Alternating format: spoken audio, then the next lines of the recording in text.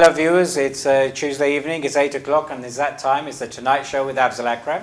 And we have a special show today, and in fact for the next 2 weeks we're going to have a special, what I term as an election special. As you all know, we've got a general election coming up on December the 12th, and we're going to be talking to candidates from the three main parties. So today's show is going to be around the Liberal Democrats and their manifesto. They were the first to launch their manifesto, so we're going to talk a little bit about their manifestos with their candidates and try and glean something from it to see if it's going to help us vote for them or not. And then next week we'll be talking to Labour candidates and their manifestos. They were the second to announce their manifesto, and then in the final week before the election we'll be talking to the Conservative candidates and about their manifesto and seeing what we can glean from those as well. There are a number of other parties standing, and of course online you can find details about them as well. But the first thing I need to say is today is the D-line. Every show for the last 3-4 weeks I've been reminding you to sign up to vote, sign up to vote. Well, ladies and gentlemen, today is the final day. If you haven't registered for a vote yet for December the 12th, then tonight, 11:59 p.m. tonight is the last bit. You can quite easily do it. You can go online onto the gov.uk register to vote website and put your details down and you'll be registered. It takes 5 minutes online, get yourself registered, get your voice heard. This is the opportunity to get your voice heard. And then the council will send you your polling card and you'll be able to vote on December the 12th for whichever party or candidate you deem best for your own particular situation. But today we're going to talk Lib Dem. We're going to be talking to two of their candidates who I'm going to introduce now. On the far left we have Hina Malik. Hina, welcome to the show.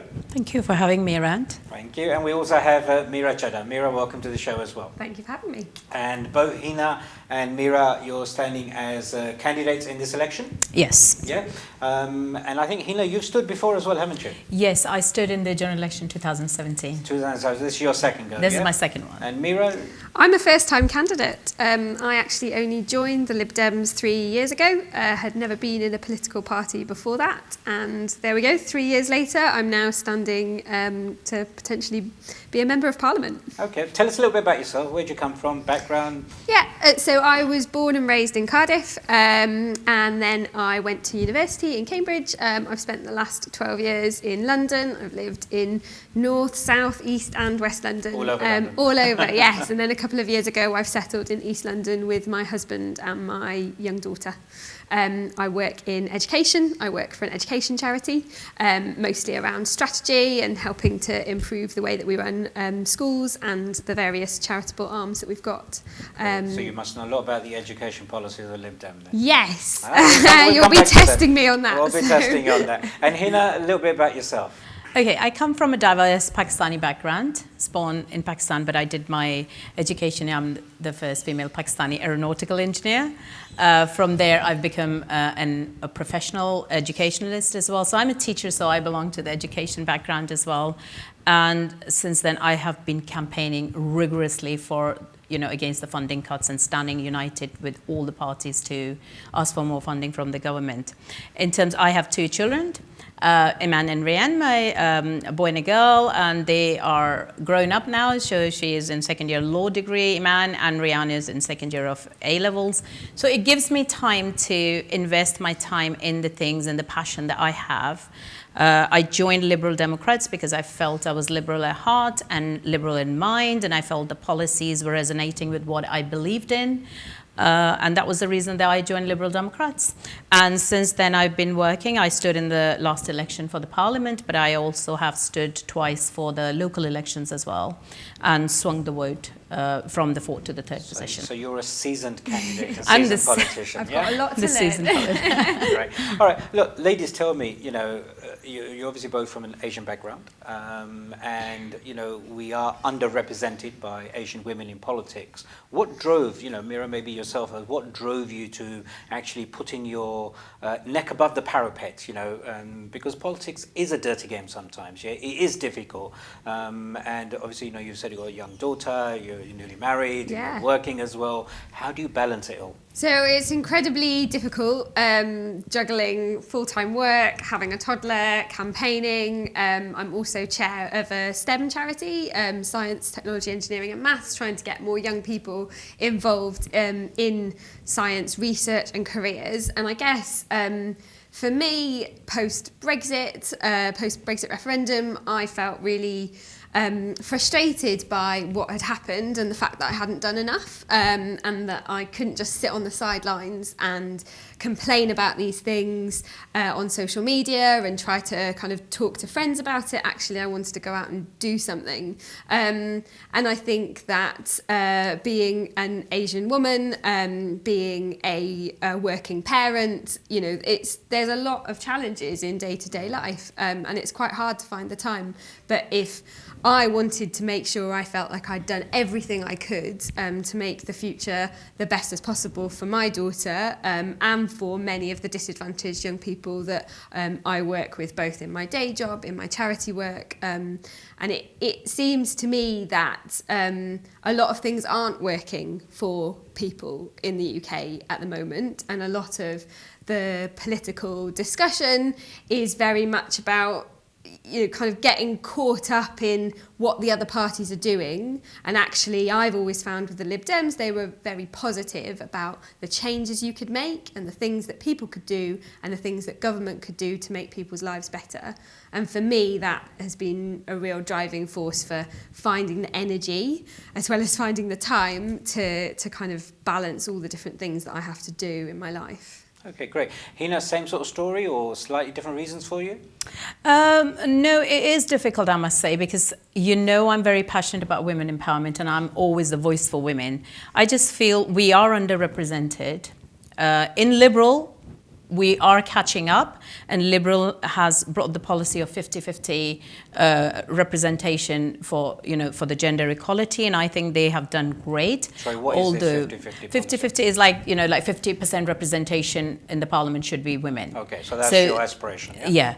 Yeah. And I think they are doing well, but we need to do more. We need to bring role models like us who have come out and who are finding our way into politics and meeting day-to-day community members. I think we need to offer ourselves a role model for those, and those people who do meet should be using that as a role model for others to come out. Because as you said in the beginning, it's a dirty game, politics, but I feel you have to be very passionate about issues to be in politics. It's not just about the game that is played, but it's about the policy making. It's about the future, what you want to see.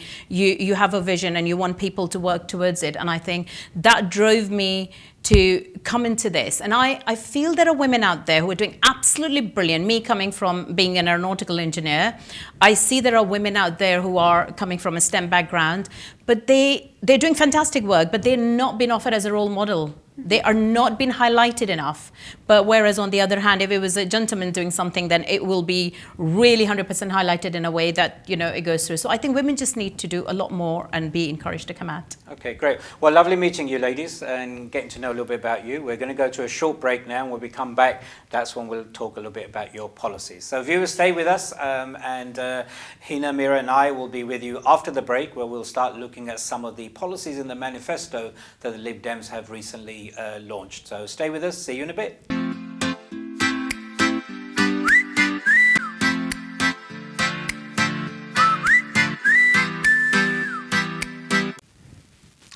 Welcome back, viewers, to the Tonight Show. It's Tuesday night and you're here with Afzal Akram. Before the break, we just met with Hina and Mira, who are both candidates for the Liberal Democrats, the Lib Dem party, in the upcoming election. We just got to know a little bit about them and why they stood as candidates. But now we want to move and talk about their policies. So, Hina, maybe if I can come to you. You know, you mentioned Lib Dems, and straight away what comes to mind is they want to cancel the referendum. They want to cancel Brexit. They want to remain in Europe. It's one of your key policies in your manifesto. Care to share that with us? Yeah. We, as Liberal Democrats, we do, in a democratic way, we accept the results of the referendum. Since then, 3.5 years down the line, this country has not resolved the Brexit issue. And it's very clear that people who were not informed early on when they went into the referendum to make those informed choices are coming to find out about the effects of leaving. And we feel that from day one we had a clarity in our manifesto, and we said that we will be the strongest, biggest pro-Europe party. And the clear mandate we are saying now, as a clear mandate going forward in this election, we are saying we will revoke Article 50 on day one if we come into the government. And so you we won't will even stop. have another referendum, you're just going to cancel it? The reason we will not ask for another referendum is because if we come in majority and form a government, that is giving us a clear mandate from the people that they have spoken that they want to remain. But in the case that we don't come in majority, then we feel that we will still continue to campaign for the people's vote, because people were given a choice in the referendum. They should be given a choice into the deal that they will be going forward with. But as Liberal Democrats, we firmly believe that we are better staying in Europe. And everything will be works better, and for a brighter future, it will be better for our communities, for our education, for every sector, and we strongly believe that we should stay in EU. Okay. Mira, did you vote Remain in the referendum? Or? I did vote Remain because we are stronger, our economy is stronger, our ability to tackle global issues like climate change is stronger when we work with other people. As Liberal Democrats and as a nation, I think Britain has always done well when it is outward facing, when it learns from the best, and when it gives its best to the rest of the world. And I find it obviously very frustrating, the outcome of the referendum, but I find it frustrating because people talk about 52% voted this and 48% voted that. But in reality, there were many things that people were voting for within that. And in the spectrum of the 33-odd million people that voted, there are 10% who wanted a really hard Brexit, no deal, kind of no future relationship at all. There's 10% on the other side These that think percentages you're making up, I'm not making true up. figures, Sorry, yeah? I'm just Okay, I'm that's just fine. giving kind of roughly Examples, there could be Yeah. 10% that wanted the EU relationship exactly as it is now. There's a bunch of people in between that want reform of some kind, but maybe not as extreme as the withdrawal agreement or a potential no deal that Boris Johnson is taking us to if he can't negotiate a trade deal in 12 months, which quite frankly is very unrealistic. Yeah. And even Ivan Rogers, the UK ambassador to the EU, has said that actually by giving himself such a small timeline that we are potentially going to have to give away loads of concessions in the last few months just so that we don't end up with no deal, or just so that he can say he's completed his deal in that time. And I don't think that's good for the UK. And the other thing, kind of, it's a difficult position to be able to stand out here and say revoke Article 50. But we have campaigned for 3 years for a people's vote. We were the first party to call for it. In 2017, we stood on that platform of giving a final say, and we were widely derided by a lot of other parties for that. And slowly people have thought, well, actually, the public needs to be given a clear choice about what they are voting for. And if that is the withdrawal agreement and the future relationship that the Conservatives want to lay out, that is the people's choice. But if it's not, then they should have a chance to speak about the exact terms on which we're leaving. And unfortunately, Labour have thwarted all our attempts to take a people's vote forward, despite them putting it in their manifesto now. Labour has... Before you move on, Hina, I just want to play the devil's advocate. Of course. Okay, because obviously we don't have other parties here. And my view is to sort of challenge some of the things that you're talking about. Now, we'll be doing this with the other parties as well, yeah? I mean, you go for a referendum and the government quite clearly say, in fact, they spent a lot of money putting booklets through our doors telling us it's a once-in-a-lifetime opportunity. Whatever you decide, we will do. Okay, so regardless of whether it's 52-48, 60-40, though, it was a question of whoever wins gets. Now, I always use analogies in sports. When you're playing a football game, there's a set of rules you play with. Now, just because you lose, you can't change those rules. No. The rules were open at the beginning. Now, what the Brexiteers, let's say, would say is, okay, you want to go for a people's vote. So what happens if in the people's vote, you, and I don't know what the Lib Dem position is. I know the Labour position is they will negotiate a deal, they will put it to the public. Yes, They this may or is may our not. They may or may manifesto. not This is support part it, of our and then remain. manifesto. Yeah? Yeah. That's part of yours as well. So you Yeah. would do the same Yeah. thing. So you We negotiate would- a deal, put it to people, and so there'll still be two questions. One will be, do you back this deal? And the second one is remain. There'll be no Yeah. option, do you want to leave on any other terms, and no deal or anything, yeah? No, because that's not the options in front Okay. of you. The options So- in front of you are the deal that has been negotiated, Yeah. or remain. There aren't endless options here that we Well, can go through. we've got a But, clear how stance many, on how many this. referendums are we going to do? Then But is there no. going to be a best out of 3 and a best No, out of 5? no. Is it No, gonna can carry I on? can I just put the clarity in this question that you've got? When people went in for referendum, there were a lot of lies thrown on them. Yet, I feel the stronger in campaign wasn't as strong as the Leave campaign. And I feel the people at that time, they were not even informed the way how the things will happen if they would leave.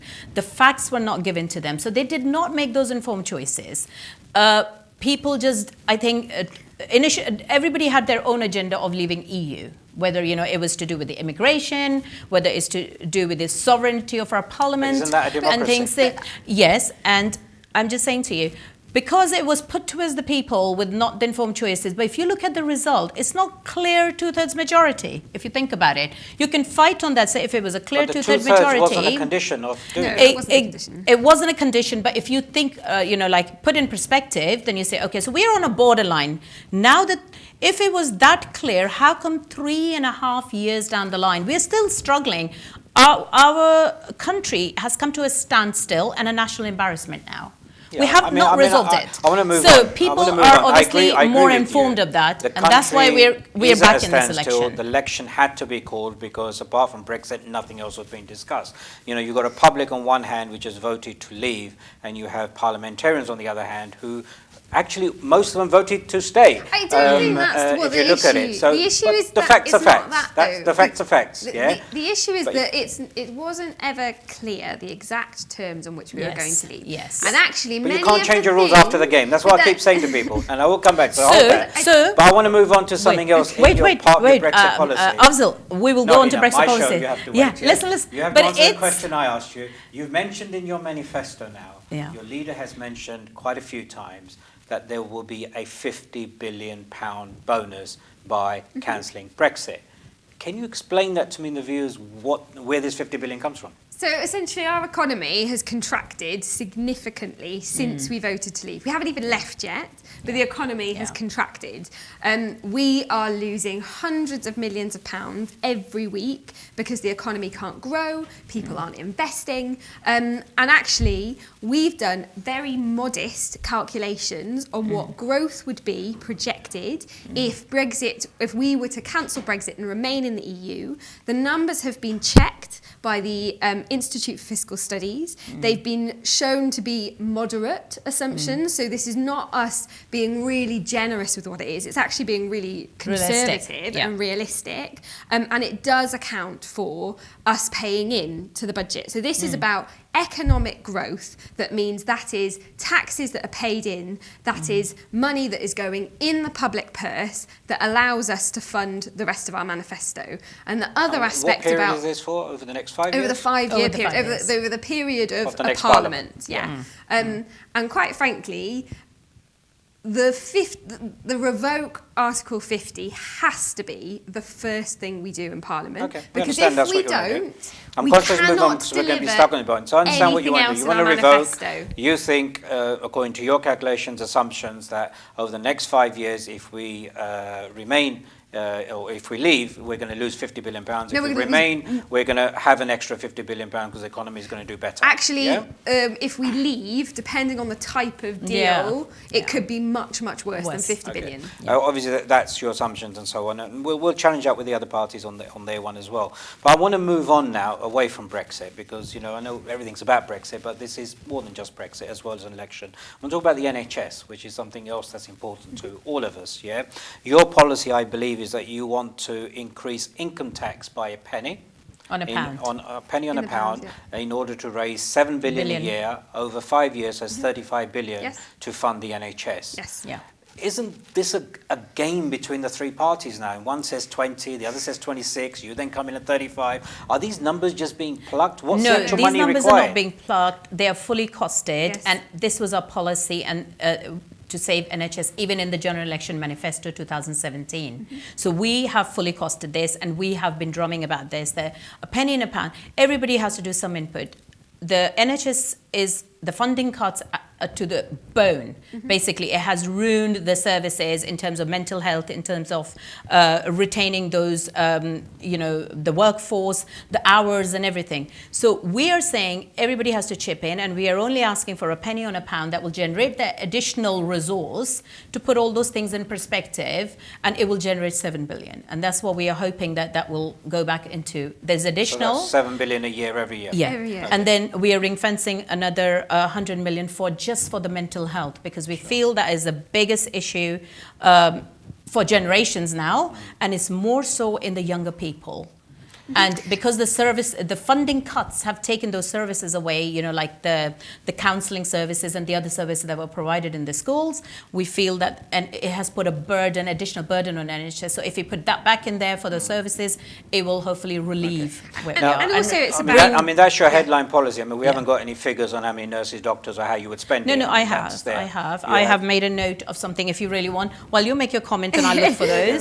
The comment I want you to talk about, Mira, is linked to this. You're also proposing a dedicated health and care tax going forward, yeah? So this, I believe, will be a specific tax that people pay, which will be ring-fenced and used on health and social care. That is the 1 penny in the pound. That is the 1 penny in the Yeah, pound. so it's called a hypothecated tax because it's basically saying, roughly, if we take this tax, this is what we're putting it towards. And I guess one of the things that I really like about being a Liberal Democrat and being in the Liberal Democrat Party is that all of our manifesto pledges are costed. We haven't plucked these numbers out of the air. We have worked them through. We have been very honest with people that if you want good quality services and if we want a good quality NHS, we do have to pay for it. It's not true that it can just come out of nowhere. We will do some borrowing, but we also need to raise taxes. That is how an economy works. And what would happen if the economy was to do bad and the tax receipts fell?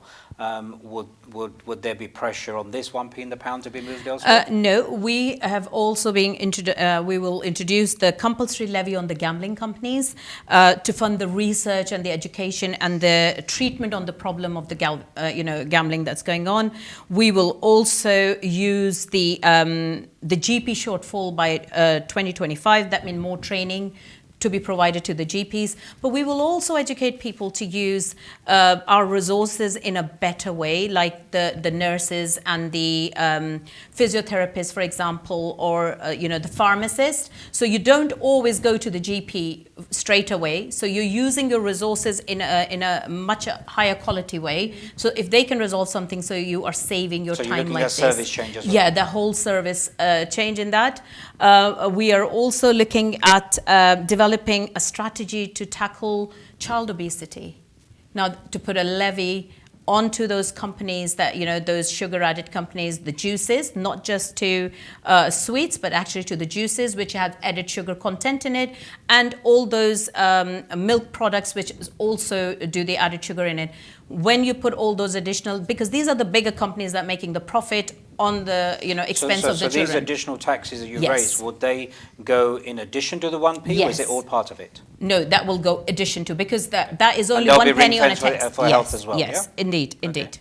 And we also, in terms of tackling the tobacco companies, the big tobacco companies, and we're putting a levy on those tobacco companies as well to generate the money that will generate from them will actually go into those services that people need if they want to stop, smoking and the side effects of things and the whole kind of trauma that they go through the process.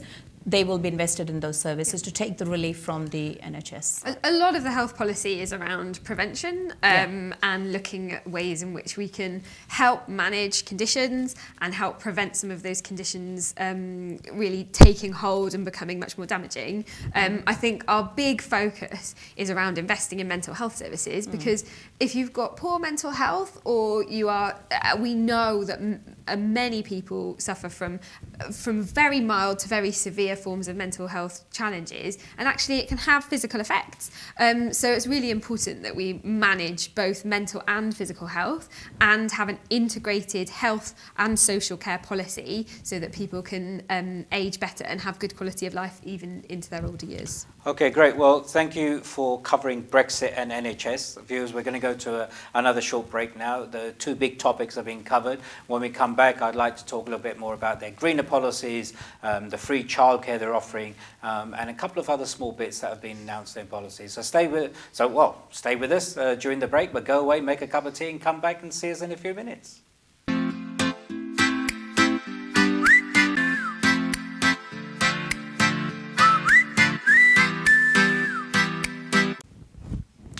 Welcome back, viewers, to the final part of the Tonight Show with Afzal Akram, and we're talking about the Liberal Democrats and their manifesto. So let's go back to our two candidates and share a bit more about their manifesto. So Hina, tell me, what specific green policies have you got in your manifesto around climate change, climate control? I think we're the party who has always talked about the climate emergency that's taking place. We have been in the forefront in terms of coming out on the streets to talk about it, always talking about how we can. I think we were the first one to pledge to go as a green until 2030 by adding things. So we said we will be investing in our renewables.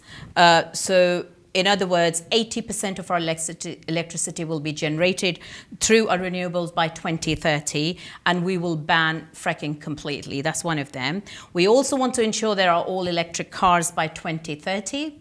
And we are working towards in stages, so where we are saying we should be extending the ULEZ, the ultra low emission zone, to from where we are now to the 10 more towns and cities.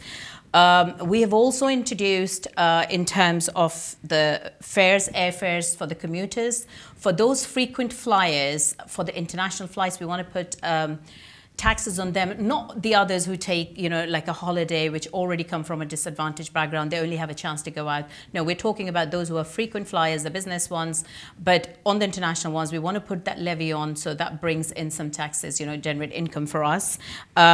We will free the rail fares for the commuters and the season ticket. That will help people to actually use those services more than bringing the cars out on the road. We support all the HS2, the Northern Powerhouse and the East-West Crossrail, but we will introduce more tougher and tighter control and accountability on the services and the way it's been generated. We will also plant the 60 million trees, being very ambitious for our future, for our climate, for our generation, and we feel that will tackle to some extent that we are in. So at least we have started the initiative, and these are our pledges that we will be taking care of. Mira, I'll come back to you and talk about education, because we're going to run out of time if you both say something on there. Just to ask you, Hina, a little bit more, what's going to fund all this? Where's the money coming from? Well, we just said to you that we will be putting some levy on the taxation on the international fares. That's where it's coming from. It is budgeted, fully costed in it. The 80% will be generated that we want to use from the renewables. That's very cheap. Well, the government's planning to have 50%, but you're saying you should raise that to 80%. To 80% by 2030, so in stages. Right. That's what we're saying. Now, it's 11 years. I mean, some of these things are quite big. I mean, are they achievable in 11 years? I mean, for example, going fully electric, every single car's got to be electric. Well, if I can just jump in there. Actually, what we're trying to do is bring forward scrappage schemes for the most polluting vehicles. So it's about new sales. By scrappage scheme, just for our viewers' benefit, you mean you're going to pay people to scrap their old cars? Yeah, and we're also kind of going to be reducing the purchase of new cars.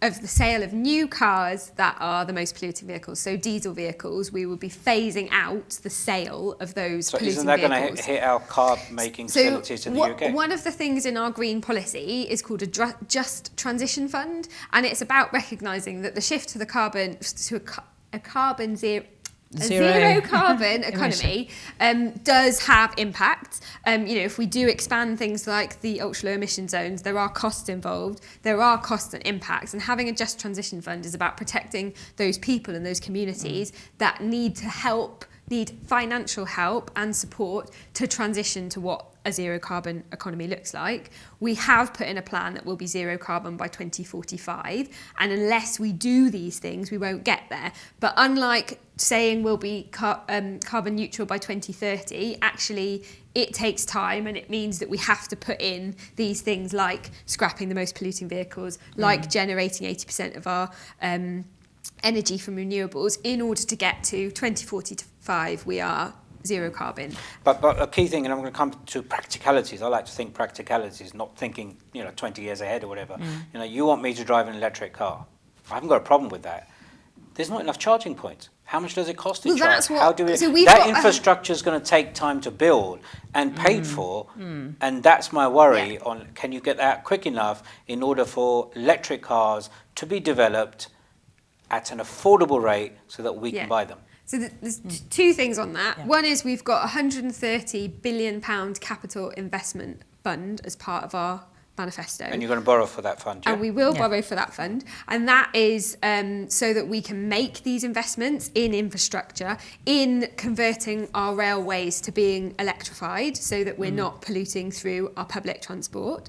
And then we're also going back to a policy that we had in Coalition, which was the Green Investment Bank, where we, by investing, I think it was £1.8 billion, we were able to unlock wider private sale investment to the scale of about £7 billion by having that initial capital funding that allowed for investment in green technologies. So it's about working with businesses so that we can actually create an economy that works for businesses and works for people. And it's not about business bashing. We think they can be part of the solution as long as you make the right investments. Okay, we're going to run out of time. Let's move on to education. Yep. Okay, so Mira, what are your key 2-3 headline policies in the education side? Yep, so we're going to invest 10 billion in our schools so that we can ensure that they get the funding they need. That's going to help us recruit 20,000 more teachers. We're also looking at fair pay for teachers, so they'll be having starting salaries of £30,000, so that's an uplift on the current salary.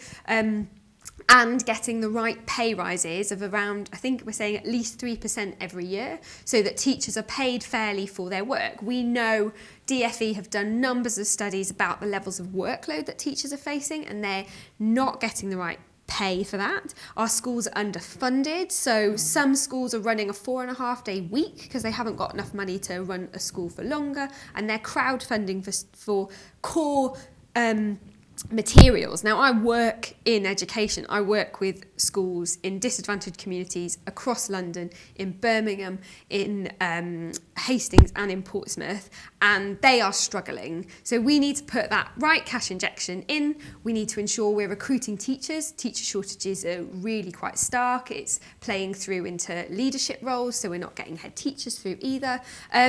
And I know you don't want me to bring it back to Brexit, but actually we are losing teachers and we're losing school staff because of the hostile environment that has come from us, from complicated schemes like the settled status scheme that the government has put in, and we're losing EU staff that are working in our schools. Because of the uncertain future. Because of the uncertainty. I don't know how complicated it is. You just apply online, but I can understand you have to do something, so you're not sitting there. But and is extra taxation going to pay for this, or what's going to pay for this? So part of this is funded by the Brexit bonus. Back when we talk about 50 billion, it is because it's getting invested in our public services. Every scenario of us leaving leaves the economy poorer. This money is going straight back into the country. Let's move on to policing and crime. The Lib Dems are usually seen as being, excuse my wording, soft on crime. One of your policies... I'd say we're evidence-based about what works rather than soft on crime. I'd say rather than pursuing things like stop and search, which has been time and again proven to be ineffective and has been proven to alienate the communities that it's supposed to help. Personally, I think we should be trying to rehabilitate prisoners and criminals rather than trying to make them feel terror, which alienates people, and actually reaffirm offending once people have been in prison is incredibly high, and it's gotten worse under the And Conservatives. has this worked successfully anywhere? Yes, it has worked Where? successfully. So in Glasgow, there was a violence reduction unit project that looked at having a community-based policing, having a public health approach to things like drugs, drug abuse and violence, and they have had great results in reducing crime. And if you look in our manifesto, we have based some of our policies on evidence. And personally, I think that that's a good thing. I mean, I have some knowledge of the Glasgow scheme, and actually it was based on zero tolerance policy, the zero tolerance policing, as well as getting your health sector and all the other public services together to work cohesively Yes. against, with people, not just what you're suggesting, yeah? But coming back on the policing side of it, I mean, you're talking about facts, but facts will also tell you, and I'll talk from a London perspective, because I know a little bit about that, is that when stop and search has been in place in London, fatal deaths have been down, knifing's been down, all those things, and crime has come down. I agree with you, it hasn't been done properly, it has got communities backs, it has got communities backs up, but when you look at lives spared, if you look at, you've mentioned facts, I'm talking cold hard facts now, Because yeah? the When you're evidence looking I've at seen facts from the on there. GLA's own report shows Yeah. that actually it doesn't do that. So You know, the UK is in the grip of epidemic of serious violence. The knife crime has gone up 80% since 2015. Because we've relaxed no stop and searching. no, because actually the Conservatives have... There are other contributors up. to this. I think the funding cuts, not just in the police itself, but actually funding cut all across. So in terms of national health, in terms of your mental health, because that affects people to behave in a certain way that they come out, the funding cuts to the schools, where the youth services that are there, if you look at the crime, knife crime has gone up and is more so in the younger generation, you know, the teenagers. So you do the funding cut and eventually there is a ripple effect and it has come back down to the crime. Yeah. So I feel that as Liberal Democrats, our manifesto is saying that we will invest 1 billion in our community police to restore that confidence in our policing and to feel people that they are safe, the communities are safe to come out on the street, because right now they do not feel like that. Okay, great. And building trust. Hina, Exactly. Mira, thank you very much for your comments. We are running out of time. I'm going to quickly just mention a few things which we haven't had a chance to comment on. These are coming from the manifesto, so I'm just going to mention them for our viewers. I'm just clicking through, you know, it's free childcare. You're looking all children aged 2 to 4 will qualify for 35 hours a week, 48 weeks a And year. for working parents, it's No, from no 9 comments yet months. because we're going to run out of time on there. You've already mentioned about the electricity generating 80%. You're looking to recruit 20,000 more teachers, which you've mentioned as well. The one that I really want to talk about, we didn't get time, is about legalising cannabis. You know, Hina talked about mental health being affected. The Lib Dems want to legalise cannabis so that they can tax it, people can use it. To regulated market. And it's To regulate taking market. No coming back now. It's the end of it. No power coming back. We've had of your criminal show gangs. on there, but it's something that they want to legalise. It's one of those where some medical people are saying it's fine, others are saying no, it's a bigger risk to your mental health, but time will tell what happens on there. That's one of their policies. Freeze train fares, you've already mentioned. Give 0 hours workers a 20% rise, so they're looking to keep 0 hour contracts, but give them a 20% rise in pay. They want to resettle 10,000 refugees a year. It's one of the pledges that they're making in their manifesto. But at the same time, they want tough borrowing on rules and targeted tax rises, some of which we did talk about as well. And for housing, they want to build 300,000 new homes a year and build a supply of new homes into line with demand. And so these are some of the policies in addition to what we discussed with Hina and Mira. I hope it's enlightened you a little bit about where the Lib Dems are coming from, why they're seeking your vote, and for more information you can obviously go online and read about their manifesto in more details. We are next week going to have the Labour Party, and the week after that we're going to have the Conservative Party as well to share their manifestos with us. And there are a number of other parties like the Green Party, the Brexit Party, the Scottish National Party, independents and others who are standing this election as well. Once again, if you go online you can get details about their pledges and their manifestos as well. It's the end of the show. Time flies by quickly when you're talking about these things, so I hope you join me next week on the Tonight Show where we will go through the Labour Party manifesto. And in the meantime, please don't forget, register for your vote tonight if you haven't already done it. You must register by 11:59.